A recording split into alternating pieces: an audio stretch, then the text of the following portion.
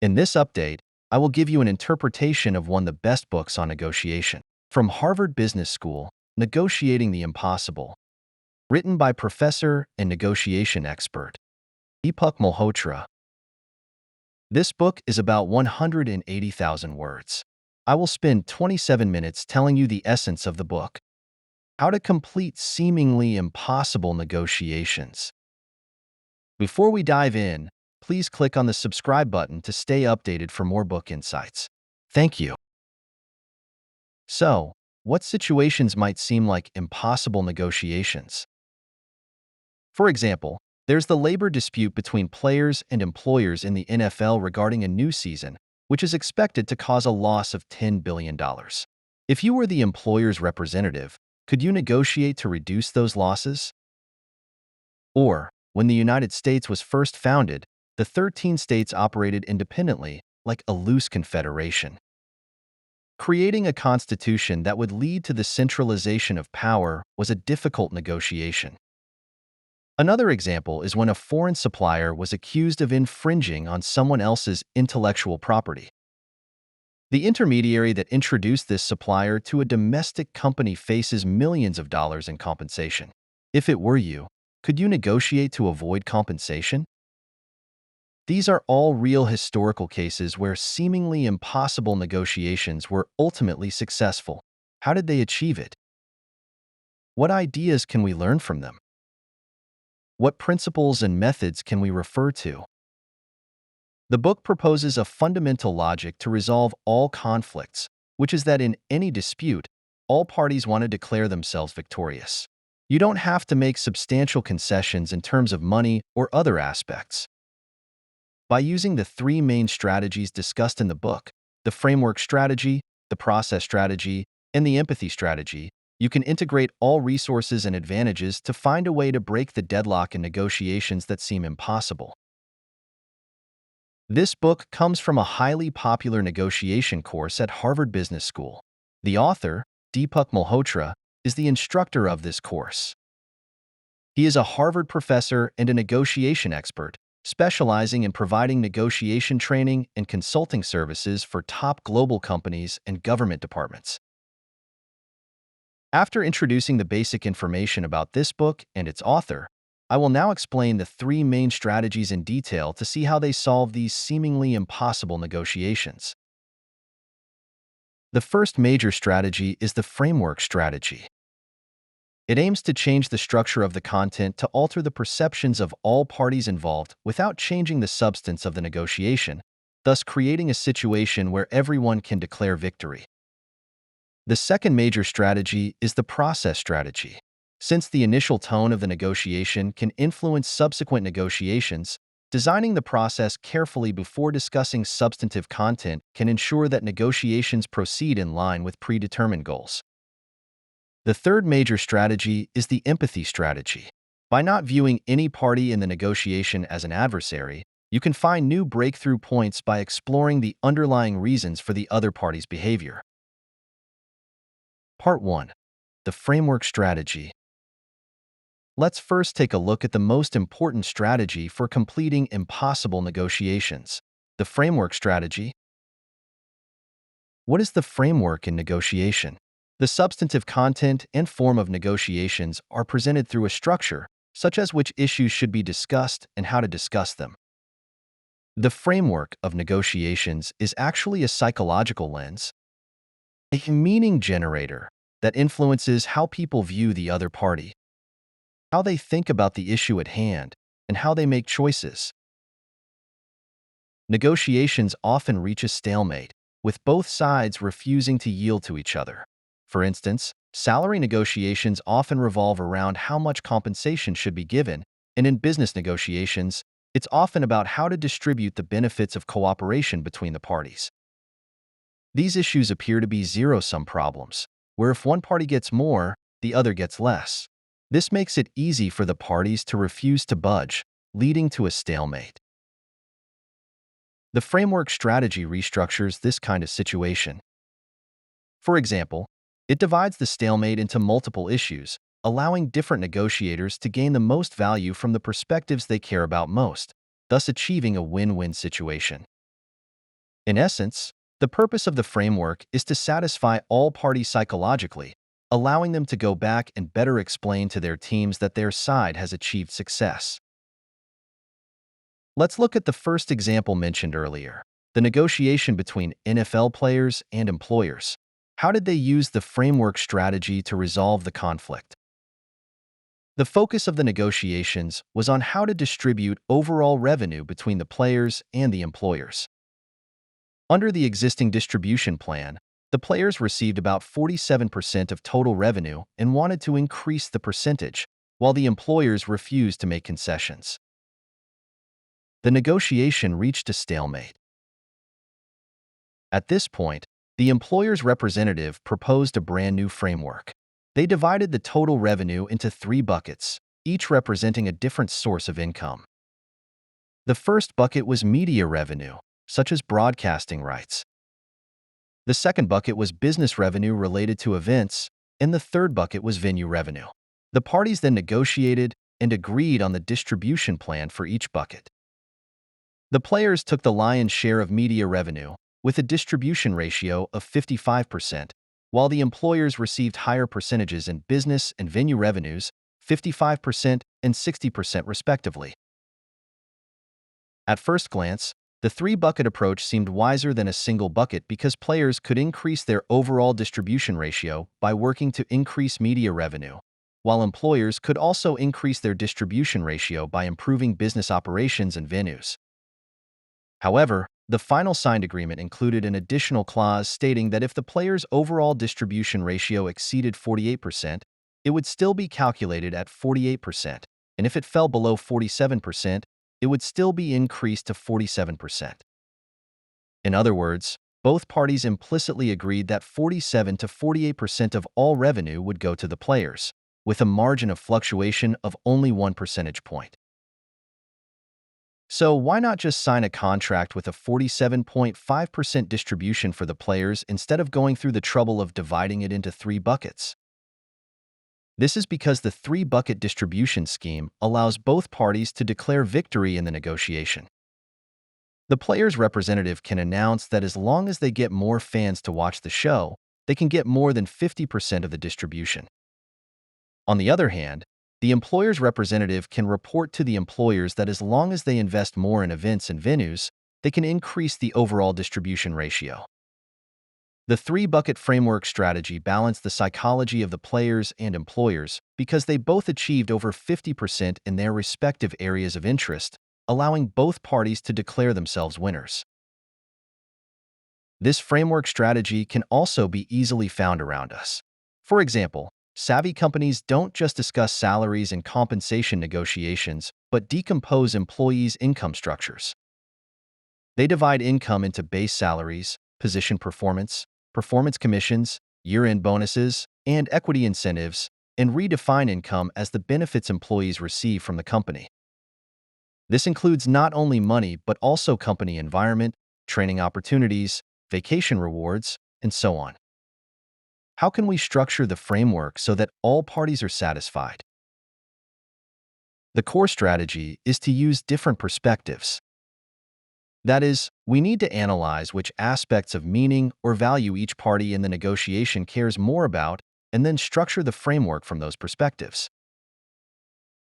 For instance, you can structure from a financial perspective or a strategic perspective, a political perspective or a security perspective, a core issue, or a peripheral issue.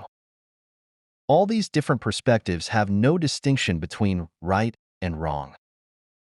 The choice of framework depends on the behavioral patterns of each party, and the most critical factor is what they consider most meaningful. Finding the perspective that is most meaningful to each party and restructuring accordingly to meet their needs is the key to negotiating using the power of the framework. The framework strategy we discussed earlier can resolve issues where the negotiating parties value different points. For example, one party values financial returns, while the other values strategic layout, allowing both parties to get a satisfactory result. However, in actual negotiations, there might also be situations where both parties value the same meaning and cannot compromise on this point while still needing to reach an agreement on certain aspects. What should be done in this case? The author proposes strategic ambiguity strategy. This means that although the parties have reached a consensus on a certain substantive issue, there is still an unavoidable major dispute that cannot be resolved. To sign a substantive cooperation agreement, ambiguous wording can be deliberately used to describe the significant controversial issue, allowing both parties to interpret it in a way that benefits them while ensuring the agreement focuses on the part they agree on. This situation is common in political negotiations. For example, in the negotiation of a civil nuclear energy agreement between the United States and India, the United States wanted to sell civil nuclear energy technology to India, and India wanted to buy American technology. But this seemingly unimpeded transaction was subject to a significant constraint. We all know about the Treaty on the Non-Proliferation of Nuclear Weapons, which aims to prevent nuclear proliferation and maintain world peace. The United States has signed this treaty, but India has not.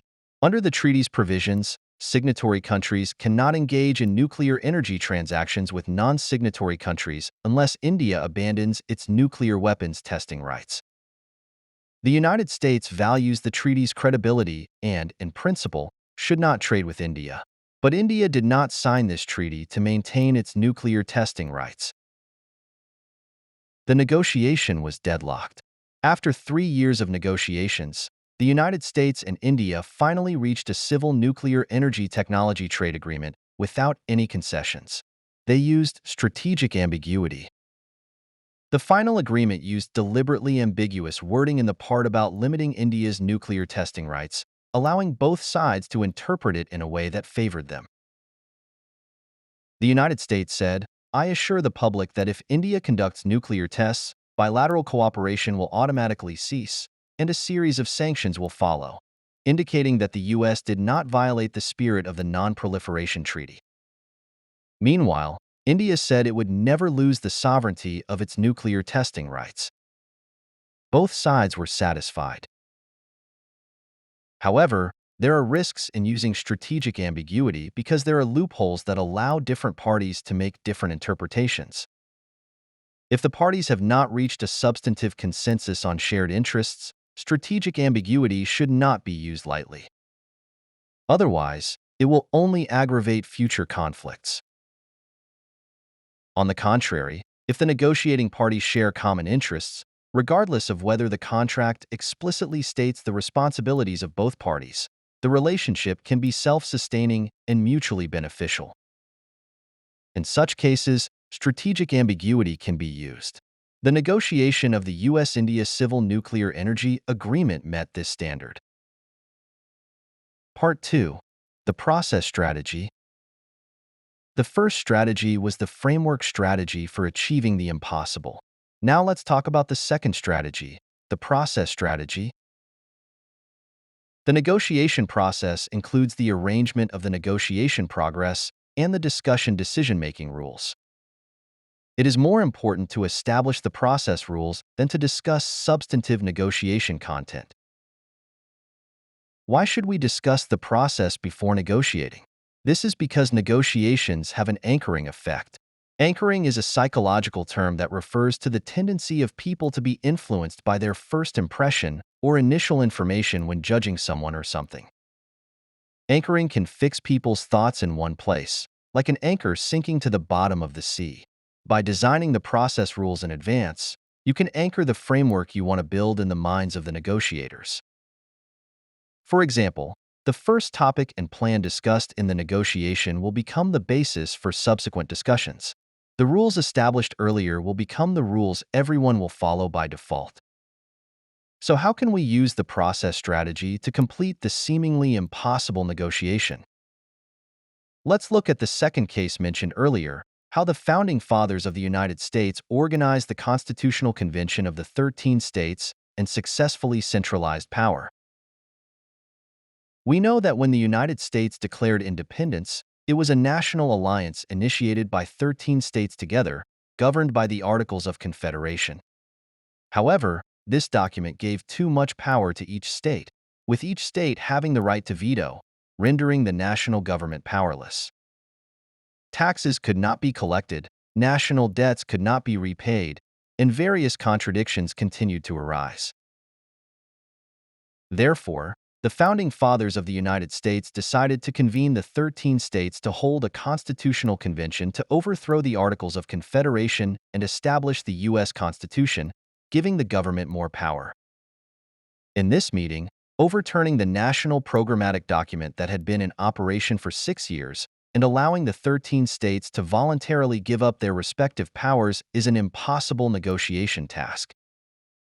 However, Washington, Madison, Franklin, and others, later known as the Founding Fathers of the United States, successfully completed the negotiation in just a few days and formulated a constitution that enabled the rapid rise of the United States.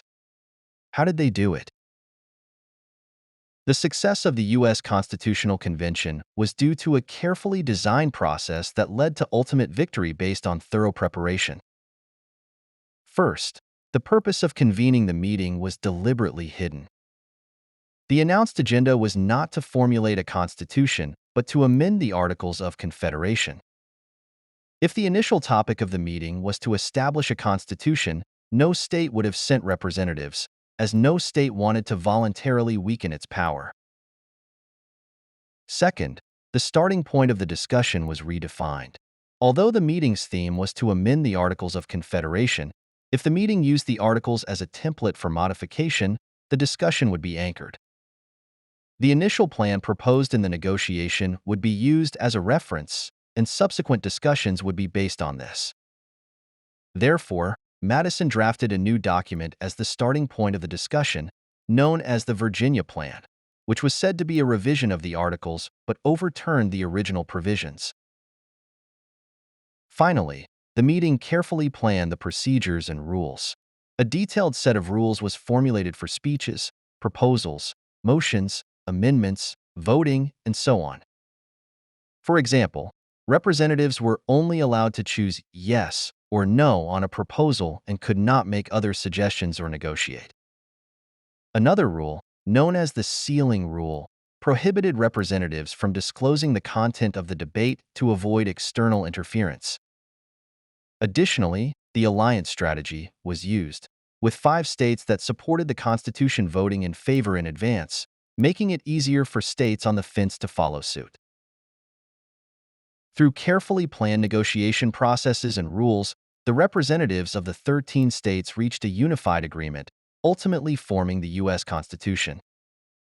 The success of the U.S. Constitutional Convention was due to the meticulous design of the process. But how should we design the process for the negotiations we face? The book provides 18 questions to inspire you to think about how to achieve negotiation goals through process design.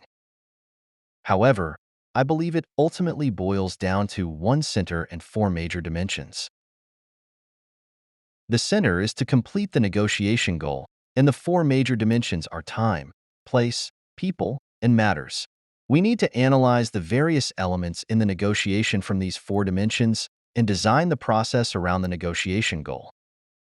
For example, in the dimension of people, you cannot only consider the negotiators, but also analyze the stakeholders behind them. You must also consider whether to set up external observers and who should be the mediator. After thinking through all these details, you need to establish a rule regarding the process that no one can break. After designing the rules of the negotiation process, if everyone can keep their promises and complete the negotiation according to the process, naturally, everyone will be happy. However, what should you do if one party suddenly changes their mind and demands to renegotiate the parts that have been agreed upon? For instance, in 1984, the well-known IT and Internet technology services company Sun, the same word as Sun, experienced a breach of contract by an investor during its startup phase. The 2 founders of Sun had initially agreed to a $10 million investment with an investment company, with a valuation of $100 million. However, just before signing, the investors went back on their word and demanded a lower valuation. Sun was faced with 2 options: either accept the price reduction and complete the transaction, or stop the negotiation and walk away. What would you do? The founders of Sun adopted a negotiation strategy of shifting the focus from discussing substantive issues to discussing the process. They told the investors, first, the transaction had been agreed upon a week ago, and it was inappropriate for the investors to go back on their word. Second, they insisted on the company's current value and could not reduce it further. Third, they temporarily suspended the negotiations, not because of the money, but to see if the other party respected their commitment to the process. Finally, Sun set the conditions for returning to the negotiation table, which was to continue negotiating on the terms agreed upon the previous week. A few days later, the investor called the founders of Sun and agreed to continue the negotiations based on the original terms. Sun's success lay in shifting the focus of the negotiation from substantive content to the process. The investors asked Sun to continue lowering the price, but Sun avoided the issue of the price reduction and pointed out the fact that the investors had already accepted the valuation. From the perspective of the negotiation process, they pointed out that the investors had broken their promise and lacked credibility. Generally, people recognize the value of maintaining credibility, making it easier for people to keep their promises. Part 3. The empathy strategy. The second strategy for completing the impossible negotiation is the process strategy. Next, let's talk about the final negotiation strategy, the empathy strategy. Empathy means putting oneself in the other's shoes and considering things from their perspective. In negotiation, the empathy strategy means being able to think from the perspective of all parties involved in the negotiation. Let's look at the example of the Cuban Missile Crisis negotiations, which shows how the United States used empathy to resolve the threat of Cuban missiles against itself. In 1962, the United States discovered that Cuba, with Soviet assistance, was building a missile base that posed a threat to the U.S. Most domestic voices called for immediate airstrikes to destroy the missile launch site. However, President Kennedy believed that for a superpower like the United States to attack a small country like Cuba unilaterally was morally indefensible. Moreover, it was later found that an airstrike would not solve the problem and could lead to severe military confrontation. So the United States decided to resolve the issue through negotiation. President Kennedy thought from the Soviet Union's perspective, considering why the Soviet Union wanted to deploy missiles in Cuba to pose a threat to the United States. After investigation, he found that the root cause was the deployment of U.S. missiles in Turkey and Italy, which posed a threat to the Soviet Union. Therefore, the Soviet Union assisted Cuba in building a missile base to deter the United States. Having identified the reason, President Kennedy negotiated with Soviet leader Khrushchev and eventually reached a reconciliation plan. Cuba agreed to let the United Nations dismantle its missile facilities, and in exchange, the United States dismantled its missile installations in Turkey and Italy, which posed a threat to the Soviet Union. However, if this plan was signed, the U.S. would lose face. At this point, Soviet leader Khrushchev also considered the issue from President Kennedy's perspective, agreeing not to announce the concessions made by the U.S., thus preserving the U.S.'s dignity. The Cuban Missile Crisis was resolved, partly because President Kennedy was willing to consider Khrushchev's position and dismantle U.S. missile installations. On the other hand, Khrushchev didn't publicly announce the U.S.'s concessions, thus leaving Kennedy face, ensuring the agreement was signed smoothly. This is the power of empathy.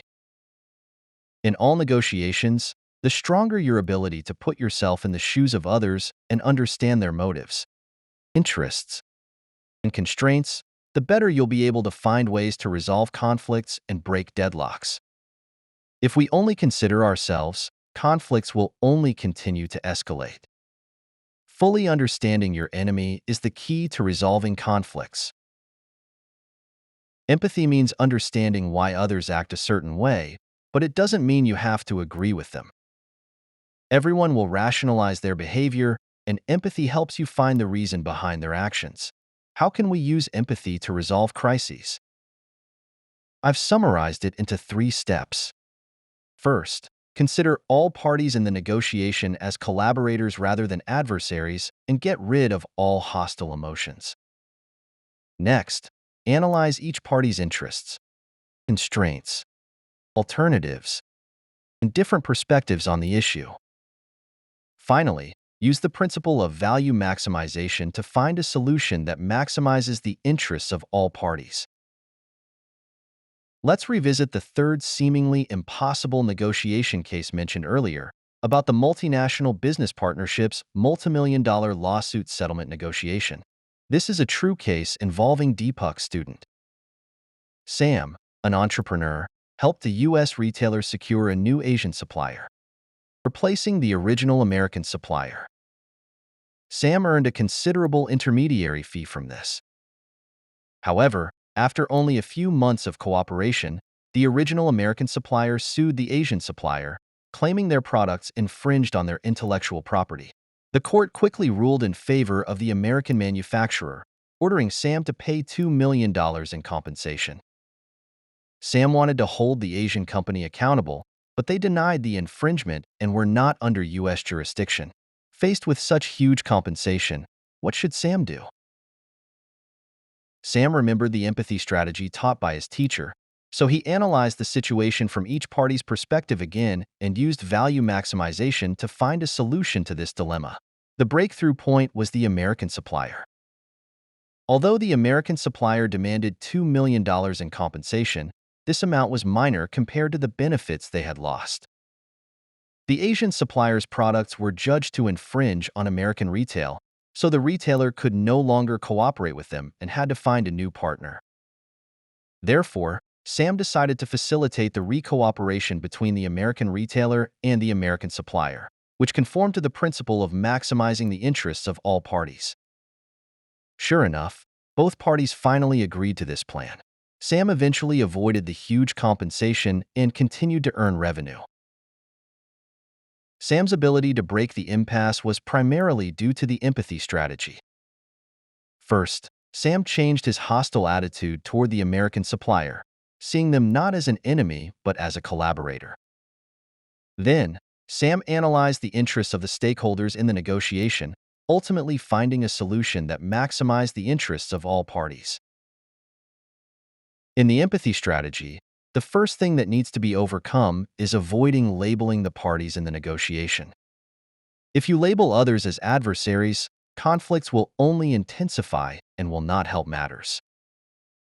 On the contrary, if you label everyone as a collaborator and always have empathy, reconstructing relationships between people with a positive mindset will help you discover new cooperation opportunities, turning the impossible into the possible. That's all for this book's content. Here's a brief summary of what was shared today. First, the framework strategy was discussed. The framework strategy in negotiation is about breaking down a stalemate into multiple issues, allowing different negotiating parties to gain the most value in the areas they care about most, achieving a win-win situation for all parties. Second, the process strategy was discussed. The process should be discussed before the negotiation because the psychological anchoring effect can guide subsequent negotiation results in the desired direction. Finally, the empathy strategy was discussed. The empathy strategy in negotiation means thinking from the perspective of all parties in the negotiation. We need to consider all parties as collaborators, analyze each party's interests, and find solutions that maximize the interests of all parties. These three strategies are all about how people interact. They aim to let everyone win in the negotiation. By viewing the parties in negotiation as collaborators, using empathy to understand their true motives and needs, and seeking solutions that maximize value, you can complete seemingly impossible negotiations. The author believes that conflict often arises from different perspectives and positions. These perspectives and positions are determined by our identity, which is socially constructed. We believe we are pursuing the truth and that those who disagree with us are incompetent, ignorant, or even ill-intentioned. Each side will think its position is noble while looking at the opposing position with suspicion and ridicule. These differences will always exist and continue to expand. To resolve conflicts, the most fundamental issue is to acknowledge that we are not essentially different from the other party. By trying to understand the underlying reasons behind the other's position and behavior and focusing on creating value, we might resolve conflicts and reach a consensus. If you find book useful, you can click the description below the video to find the link to the book. Welcome to read it. You can also share this book with your friends. If you like the content of Daily Book Dive, click the subscribe button to stay updated. Your encouragement helps us continue bringing book essence to our community. Congratulations, you've finished another book.